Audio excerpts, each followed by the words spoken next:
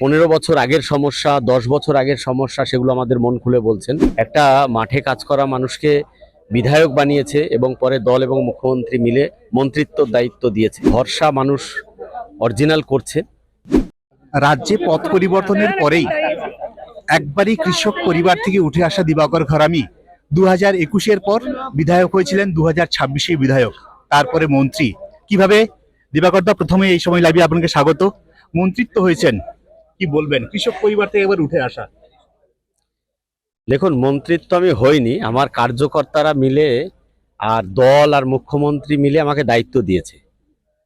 তো এখন মূল হচ্ছে এটা দায়িত্ব, এটা মন্ত্রিত্ব শব্দটা যদি বলা হয়, এটা বিগত দিনে সরকারের আমলে যা করেছে তাতে মন্ত্রিত্ব শব্দটা একটা ভয়ের বিষয়।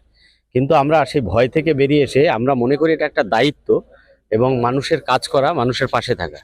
তো সেই মানুষের পাশে থাকার জন্য দায়িত্ব দিয়েছে দল এবং মুখ্যমন্ত্রী, এবং সেটা আমরা আগামী দিনে পালন করার চেষ্টা করব, এটাই হচ্ছে মূল কথা। এবং সমস্ত কার্যকর্তারা মিলে যেভাবে আমাদের পশ্চিমবঙ্গে সরকার এনেছে, যেভাবে আমাদের মতন একটা মাঠে কাজ করা মানুষকে বিধায়ক বানিয়েছে এবং পরে দল এবং মুখ্যমন্ত্রী মিলে মন্ত্রিত্বর দায়িত্ব দিয়েছে, তো সেই জায়গায় দাঁড়িয়ে সবাই মিলে কাজ করব, এটুকুই মূল লক্ষ্য। মানুষের উন্নয়ন করব, পশ্চিমবাংলারও উন্নয়ন করব, এটাই আমাদের মূল লক্ষ্য। আমরা দেখছিলাম ভোটের আগে, প্রচারের আগে বেরিয়ে পড়তেন কাজে, মাঠের কাজে, সেই কৃষক সেই জমি, এখন কি সেটা থাকবে? একদম থাকবে, কেন থাকবে না? ওটা ভোলা যায় কখনো? মাটির টান।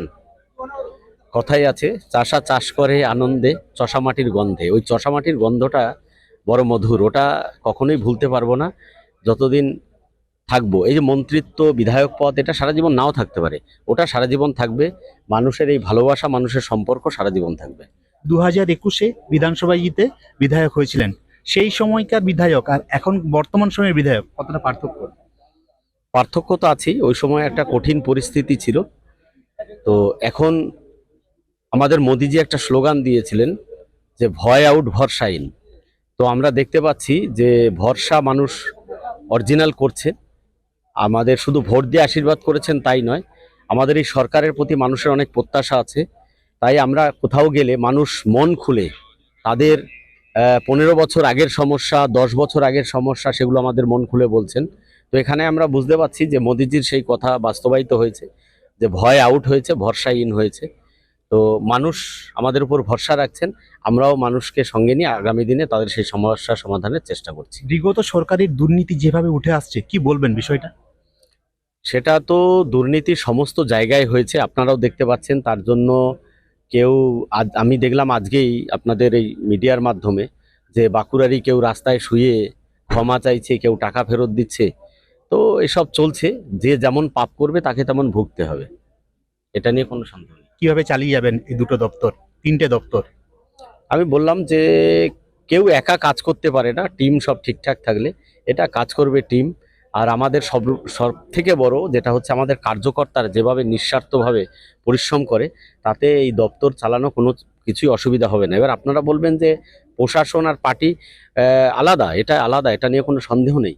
কিন্তু এই এত মানুষের ভালোবাসা, আশীর্বাদ, কোনো কাজই অসুবিধা হবে না আশা করছি।